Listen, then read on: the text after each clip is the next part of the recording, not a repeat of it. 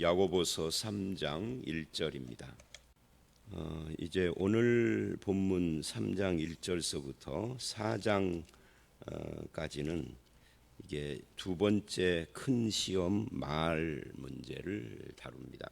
주로 1장과 2장에서는 돈과 관계되는 시험을 다뤘다면 3, 4장은 말과 관계됩니다. 물론 말에 대한 것만 쭉 계속 다 나오는 건 아니에요. 오늘 말씀 12절까지 말에 대한 이야기를 하고 3장 14절서부터는 이제 세상의 지혜와 위로부터 온 지혜에 대한 이야기를 합니다. 근데 이제 주로 그러면서도 말 이야기를 해요. 그래서 말의 시험이다라고 그렇게 이야기할 수 있겠죠. 이제 오늘 이 본문은 어제 말씀에 행함이 있는 믿음 이야기를 했는데, 그 행함이 있는 믿음이라는 것은 말로만 사랑하는 것이 아니라 행함으로 사랑해야 하는 것처럼 믿음도 말로만이 아니라 행함으로 그것이 증명되어야 한다 하는 의미에서의 행함이 있는 믿음이라고 할 수가 있습니다. 그 행함이 있는 믿음 가운데서 우리가 예수를 믿고 그러니까 믿는 것은 예수를 믿는데 행하는 것은 선행인가? 그거는 아니에요. 믿음에서 나오는 선행이어야 하는 것이지 그냥 단순한 선행 이걸 말하는 건 아닙니다. 구제도 마찬가지입니다. 그런 의미에서 우리가 예수를 믿고 죄사함을 얻었기 때문에 더 이상 두려워하지 않고 하나님 앞에 설 수 있다. 이것도 행함이에요. 천국 백성의 신분과 소망이 있기 때문에 세상 정신과 가치를 따라 살아가지 않는다. 이런 것도 행함인 거죠. 하나님의 아버지 되심을 믿기 때문에 염려하지 않고, 또 1장에서 본 것처럼 1장 19절 20절에 성내는 것이 의를 이루지 못한다. 즉 하나님 나라를 이루지 못한다. 그래서 온유함으로 말씀을 받는 것이 행함인 거죠. 또 참된 경건은 고아와 과부를 돌보는 것이다. 정말로 경건한 사람의 행함이 그런 거다라는 거예요. 섬김과 사랑의 삶을 사는 것이죠. 그러니까 이 행함이라는 것이 뭐 사랑, 구제 같은 이런 거에 그냥 묶여 있는 것이 아니라, 이게 행함은 굉장히 많은 여러 가지가 있는 거죠. 예를 들어서 우리가 교회라는 것이, 구약의 성전이라는 것이 예수 그리스도를 예표한 것이었고, 그것이 이제 예수가 오심으로 더 이상 건물 성전이 필요 없다. 예수님이 성전이시고 그 예수가 있는 우리가 성전이 되었다. 그래서 성전을 건축하는 것은 건물 성전이 아니라 사람들, 하나님의 공동체를 세워가는 것이다. 근데 거기까지 우리가 이론적으로 알았고 믿었어요. 그러면 그렇게 살아야 하는 거죠.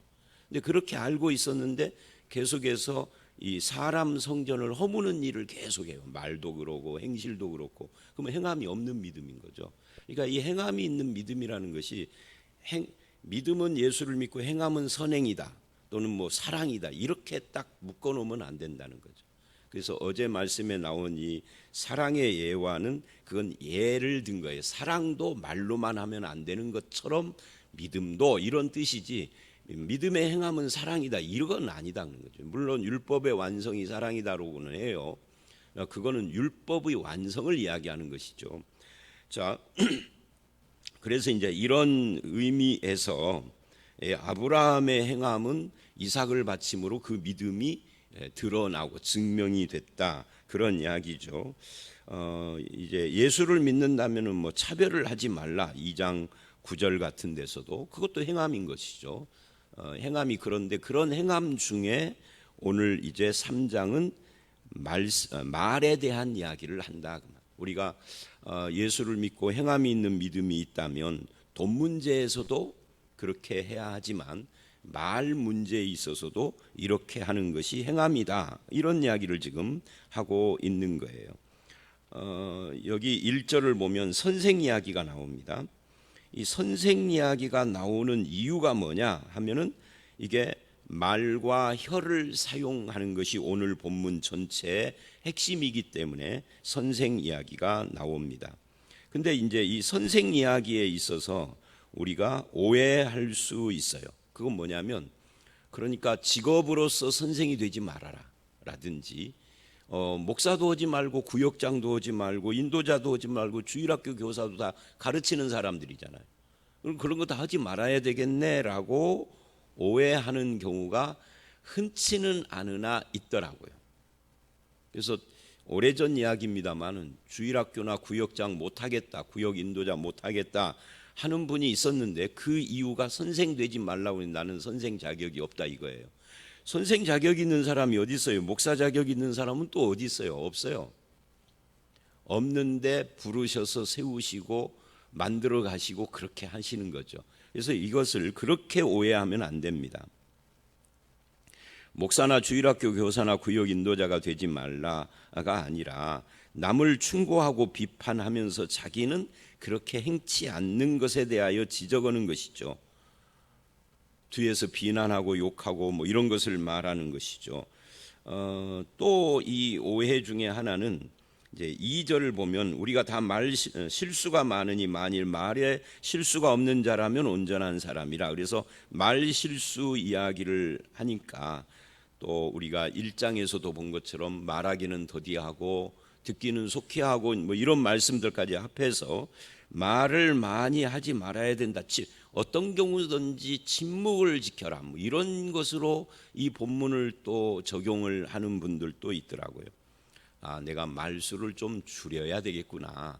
그 정도야 적용이 되죠. 근데 1절 말을 하지 않는 침묵, 무건, 뭐 천주교에서 무건 수행, 뭐 불교에서도 그런 거 하는 것처럼 천주교, 불교하고 유사한 점이 많아요. 저는 그래서 그 천주교에서 운영하는 젊었을 시절에 그 하루 종일 말하지 않는 그런 수도원도 가본 적이 있어요.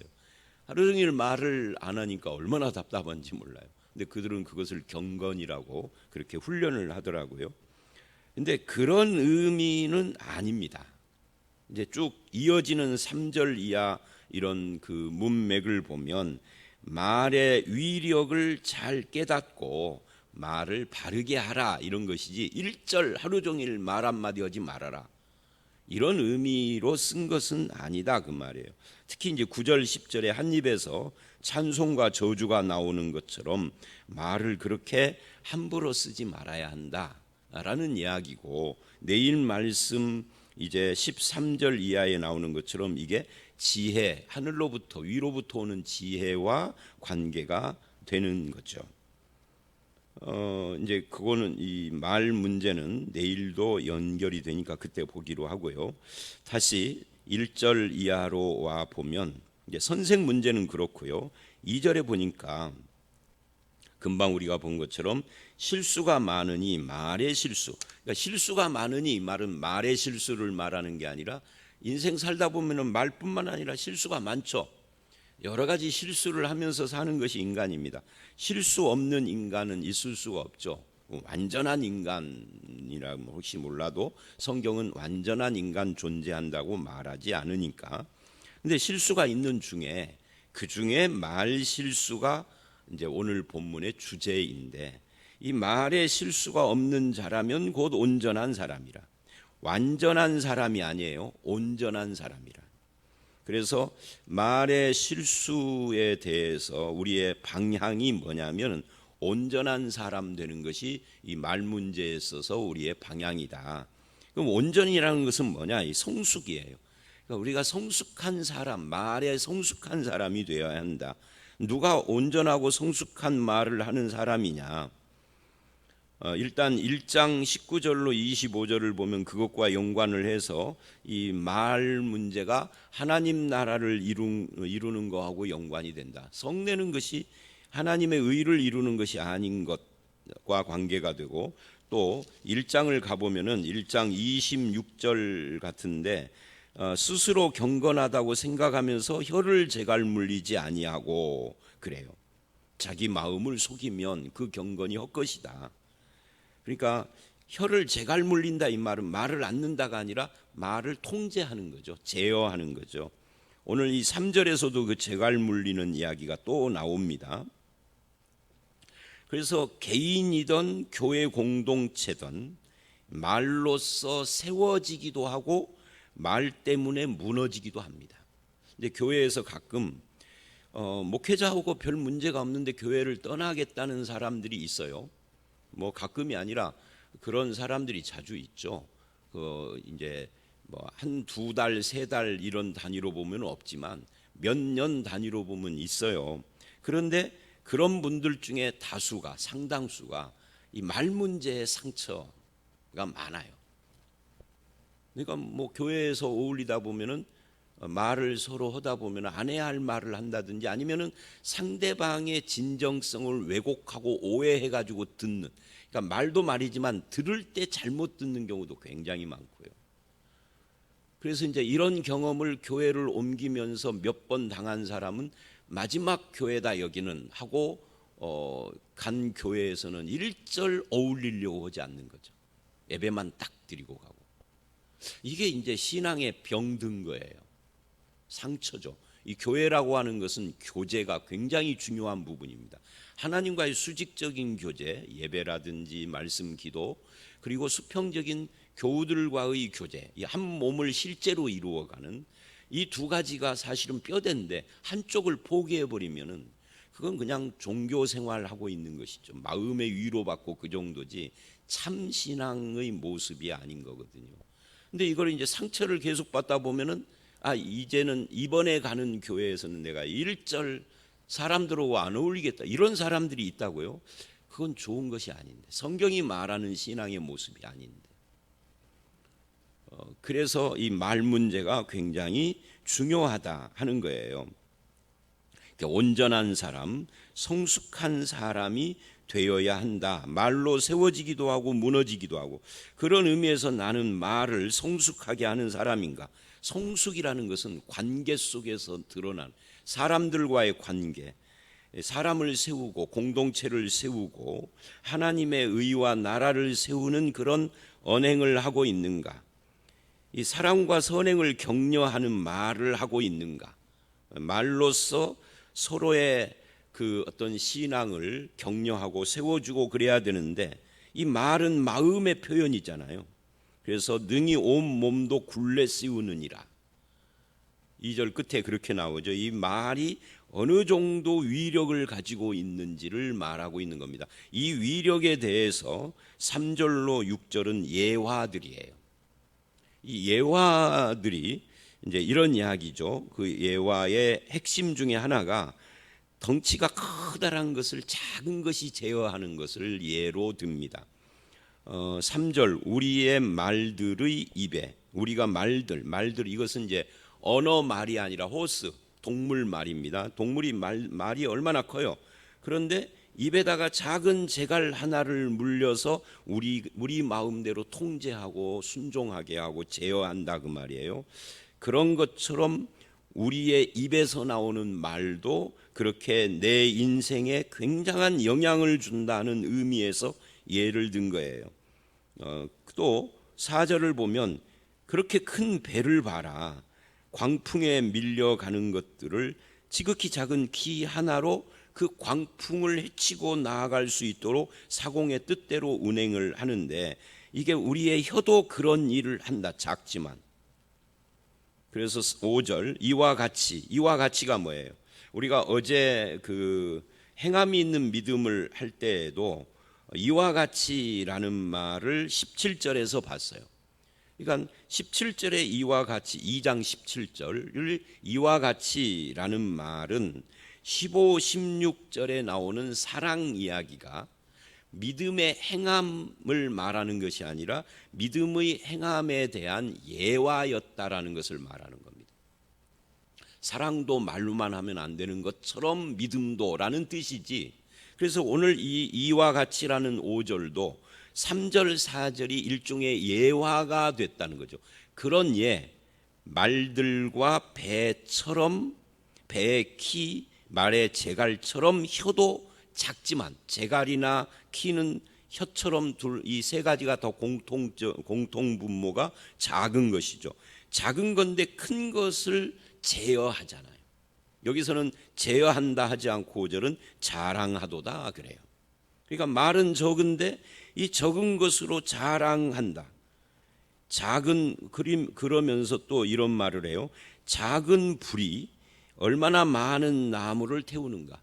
산에 불이 날 때 그 불의 원인을 조사해 보면은 작은 담배꽁초 하나를 버렸는데 그것이, 이 담배꽁초 버린 사람은 아무렇지도 않게 그냥 뭐 이까짓 것 하고 버렸는데 그것이 온 산을 다 태워버리는 그런, 미국 같은 데는 뭐 국토가 크다 보니까 불이 한 번 나면은 여의도 면적만큼 타버리고 그런다고 그래요. 그러니까 어마어마한 거죠. 그런 것이 바로 혀가 하는 일이다 하는 거예요. 그래서 혀를 제어하는 것이 이게 온전한 사람, 성숙한 사람이다. 그래서 혀는 어떤 일을 하느냐 할 때 6절 이렇게 말을 합니다. 혀에 대해서 혀는 곧 불이요. 혀는 불이요 할 때 이 말은 5절에서 말한 작은 불 이야기가 파이어, 불 말한 것이 아니라 혀를 말하기 위한 예화였다, 그런 뜻이죠. 혀가 곧 그 불이다. 그리고 그 다음에 또 한글로 같은 불자를 쓰니까 영어로 하면은 틀리지만 불자가 또 나오니까 이게 참 헷갈려요. 얼핏 읽을 때 혀는 불이요 불의의 세계라. 여기 불의라고 하는 것은 앞에 불하고는 우리나라 한글 표기가 같아서 그렇지 뜻이 다른 거죠. 의의 반대 불의를 말하는 겁니다.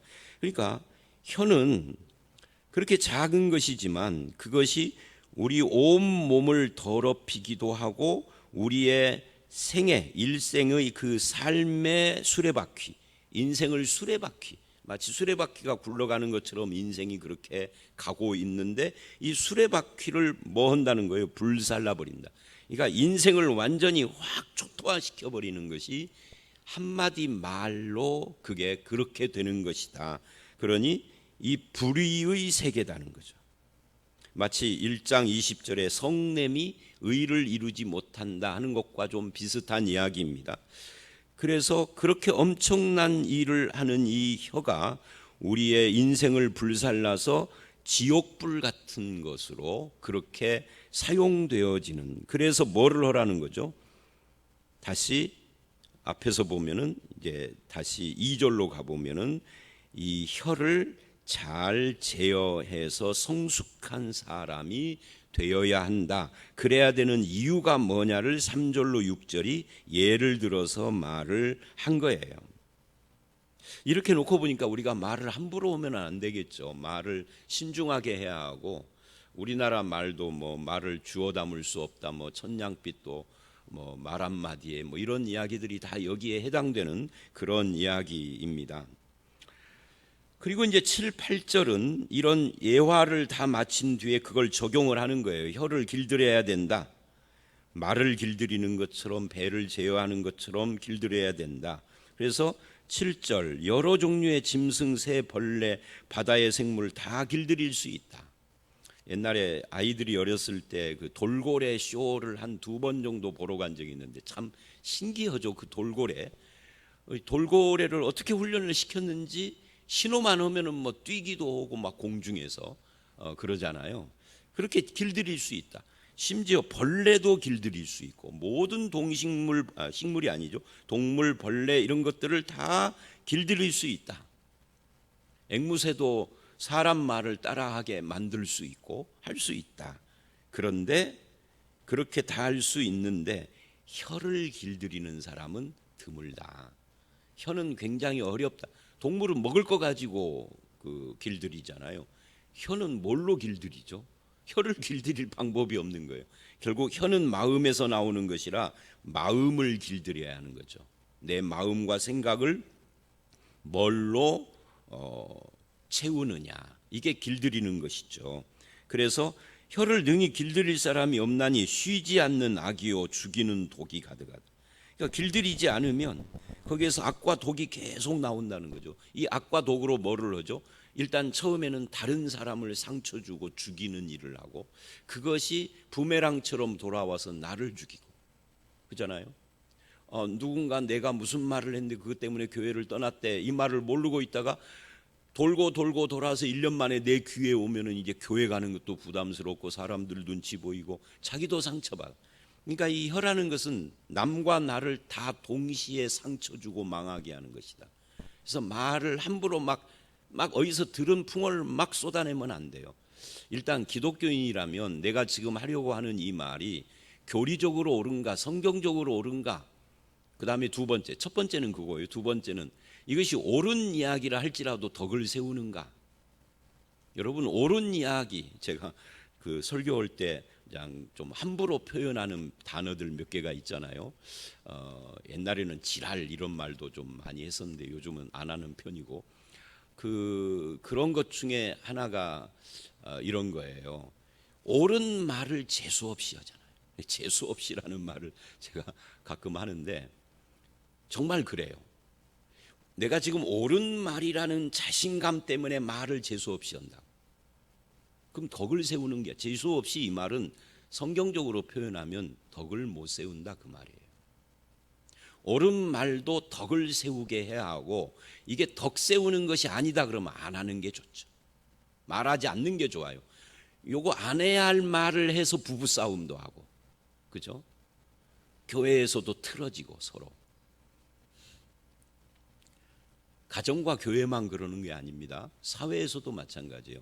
보통 직장인들 설문조사한 것을 읽어보면은 직장 생활이 어려운 것이 뭐냐 할 때 일 자체가 어렵다고 말하는 사람은 그리 많지 않습니다. 일이야 처음에는 미숙해도 좀 다니다 보면 익숙해져서 얼마든지 할 수 있는 거죠. 아주 무식하고 그 분야에 대해서 아주 막 아무것도 없는 사람이라면 몰라도 뭐 체질에 안 맞고 그럴 수 있죠. 일이 그러면 전업을 해야 되겠죠. 근데 직장인들 중에 일이 힘들다고 말하는 사람은 많지 않습니다. 있기는 있습니다. 대부분 인간관계가 힘들다 그래요. 우리나라 사회에 한때 굉장히 회자되고 지금도 아마 있을 것입니다만은 간호사들의 태움 문제. 그 간호사들의 태움 문제도 뭐예요? 그러니까 신입 간호사 데려다 뒤에서 마치 여자들이 남자 군대에서 하는 것처럼 그렇게 쫓는다는 거잖아요. 일도 막 그냥 거기다 몰아 저기 하고 막 입으로, 주로 그 태우는 것도 입으로 하겠죠. 자살까지 하고. 학생들이 가끔 옥상에서 뛰어내리는 이유가 뭐예요? 여러 가지가 있지만 가장 많은 것이 학교에서 동급생들에게 그렇게 괴롭힘을 당하는데, 괴롭힘을 뭘로 하는 거예요? 최후에는 주먹으로도 하겠지만 말로 하는 거잖아요. 대부분 말로. 말을 안 해버리다는, 왕따식 전 급생이 반 아이들 20명이 20명인데 19명이 애오고 짜고 말을 안 해버리면 얼마나 괴로워요. 그러니까 이 덕을 세우는 말, 이게 굉장히 중요한 거예요. 이건 사회 곳곳에 이 문제가 심각한 문제다 하는 거죠. 특히 가정, 교회, 일터. 여기서 내가 그리스도인으로서 어떻게 처신을 할 것인가. 이제 가정에서도 참 좋은 부부고 자녀고 아버지 어머니예요. 교회에서도 참 사람들이 다 인정하는 성도예요. 직업의 현장, 일터, 회사, 직장에서 그렇게 말을 함부로 하고 악독하게 하는 사람이 있어요. 아니 어쩌다가 있는 게 아니라 많아요. 내가 아는 정보 중에는 많이 들어요. 그런 이야기를 실제로 우리 아들, 딸에게도 들었고요.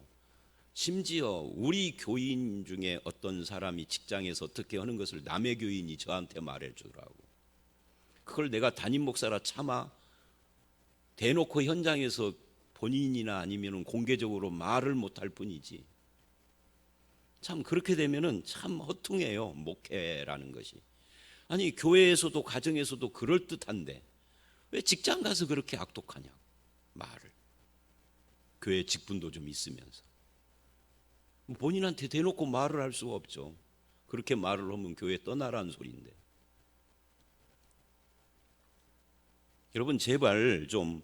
근데 그런 사람들은 이 새벽기도 안 나오고 새벽기도 이 저 음성 파일도 안 들어요. 그런 사람들 들으면 그렇게 않겠지. 그죠? 자, 이 혀 문제 이제 마무리입니다. 9절로 12절. 이 악독한 죄의 구체적인 모습들을 말하고 있습니다. 9절 한 입으로 이것으로 입으로 말이죠. 아버지를 찬송하고 이것으로 사람을 저주한다. 근데 이 사람을 하나님의 형상 이렇게 일부러 그렇게 말을 하고 있는 거죠. 찬송과 저주가 한 입에서 나오는데 이것이 마땅치 않다. 마땅치 않다는 말은 이것이 어울리냐 그 말이에요. 교회에서 찬송하고 직장에 가서 저주하고, 그죠? 예배 시간에 찬송하고 돌아서서 여전도회 하는데 서로 미워하고 저주하고, 이게 어떻게 한 입에서 그게 가능한가? 가능하지 않죠. 근데 실제로는 그렇게 하고 있죠. 이걸 돌이켜야 한다. 안 그러면 경건이 아니다 하는 이야기를 합니다. 그것은 마치 샘이 한 구멍으로 단물 쓴물을 내는 것과 같고, 무화과 나무인데 감람 열매 맺는 것 같고, 포도나무인데 무화과를 맺는 것 같다. 짠물이 단물을 내지 못하는 것과 같다. 그러니까 안 어울린다는 이야기를 계속하고 있는 겁니다.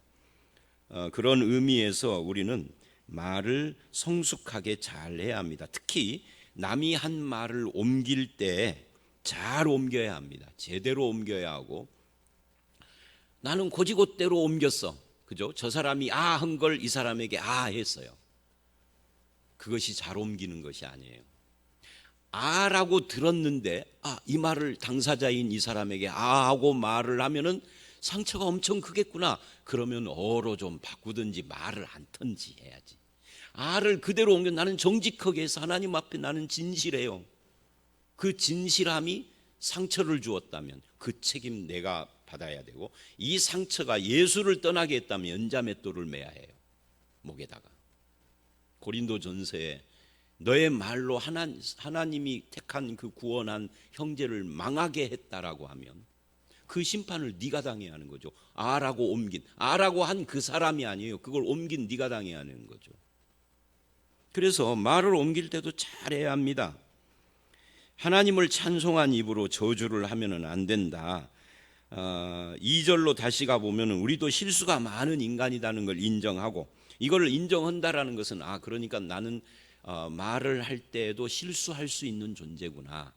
이거를 인정해야 말의 통제도 가능한 것이죠. 혀를 잘 길들이는 훈련을 해야 하는데, 뭘로 훈련을 해야 할까? 우리가 훈련하는 방법은 혀뿐만 아니라 모든 면에 있어서 두 가지밖에 없어요. 말씀과 기도. 다른 걸로 되는 것은 아니죠. 이 말씀과 기도로, 특히 이 말씀 앞에서 오늘 말씀 같은 걸 쭉 보면서 한 구절 한 구절을 다시 곱씹어 가면서 내가 이런 부분에서 연약한 것이 있구나. 하나님, 내가 말을 잘 통제할 수 있도록 지혜를 주시고, 그래서 이제 내일 말씀에 지혜 이야기가 나오는 겁니다. 지혜를 주시고 연단해 주시고 순종하게 해 주십시오. 내가 말을 잘 제대로 선하게 성숙하게 못하면은 차라리 입 다물기를 원합니다. 근데 입 다물려니 이제 속에서 막 뭐가 벌떡벌떡 올라오잖아요. 그러니까 자기 마음 통제를 해야 하는 거죠. 이게 근데 올라오는 걸 못 참고 말을 하면은 항상 내 말이 이상한 열매를 맺어. 그럼 마음 통제부터, 하나님 내 마음을 다스려 주십시오. 말을 못 참고 그러는 내 이 성품을 주님 다스려 주십시오. 그렇게 기도를 해야 하지 않겠습니까? 제일 조심해야 할 사람은 목사인 것 같아요. 목사는 계속 말을 하니까. 자, 기도하겠습니다. 하나님 아버지, 우리가 행함 있는 믿음에 대한 이야기를 야고보서에 보면서 오늘 말 문제를 생각해 봤습니다. 아버지 하나님, 온전하고 성숙한 사람으로 말을 함으로써 하나님을 찬송하고 저주하는 것이 아니라 하나님을 찬송하고 사람들을 격려하고 세워가며 가정과 교회 공동체와 이 사회에서 선한 영향으로 아버지 하나님께 영광 돌리는 저희들이 되게 해 주시옵소서. 입을 혀를 잘 제어하게 하시고, 이 말이 나오는 우리의 마음과 성품과 인격도 주의 말씀으로 잘 통제돼서 하나님이 원하고 사람들이 기뻐하는 그런 성도로 살게 해 주시옵소서. 예수님 이름으로 기도드려 싸움나이다. 아멘.